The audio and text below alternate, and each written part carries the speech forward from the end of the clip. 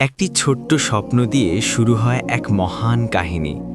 হজরত ইউসুফ আলাইসাল্লামের জীবনের গল্প। তার স্বপ্নে দেখা যায় 11টি নক্ষত্র, সূর্য এবং চাঁদ তাকে সিজদা করছে। এই আশ্চর্য স্বপ্নটি তিনি তার প্রিয় পিতা হজরত ইয়াকুব আলাইসাল্লামের কাছে বলেন।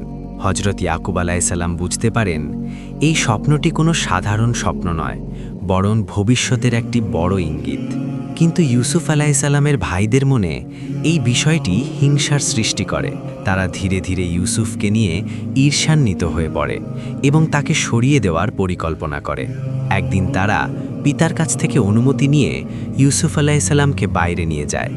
সেখানে তারা তাকে একটি গভীর কূপের মধ্যে ফেলে দেয়। কূপের অন্ধকারে ইউসুফ আলাইসাল্লাম একা পড়ে থাকলেও তিনি আল্লাহর উপর পূর্ণ ভরসা রাখেন। এরপর তারা বাড়িতে ফিরে এসে একটি মিথ্যা গল্প তৈরি করে। তারা বলে একটি নেকড়ে বাঘ ইউসুফ আলাইসাল্লামকে খেয়ে ফেলেছে।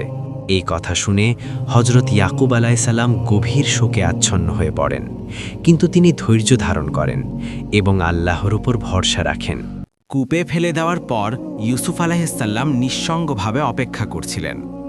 ঠিক তখনই এক বণিক দল সেই পথ দিয়ে অতিক্রম করছিল। তারা কূপ থেকে পানি তুলতে গিয়ে ইউসুফ আলাইহিসসালামকে আবিষ্কার করে। তারপর তারা তাকে উদ্ধার করে নিজেদের সাথে নিয়ে যায় এবং পরবর্তীতে মিশরের বাজারে তাকে দাস হিসেবে বিক্রি করে দেয়। মিশরের এক প্রভাবশালী ব্যক্তি আজিজে মিশর তাকে ক্রয় করেন। তিনি ইউসুফ আলাইহিসসালামের মধ্যে অস্বাভাবিক সৌন্দর্য ও গুণাবলী লক্ষ্য করেন। ধীরে ধীরে ইউসুফ আলাইহিসসালাম সেখানে বড় হতে থাকেন। তার চরিত্র, সততা ও নম্রতা সকলের হৃদয় জয় করে নেয়। অল্প সময়েই তিনি হয়ে ওঠেন আস্থার প্রতীক এবং পরিবারের একজন প্রিয় সদস্য।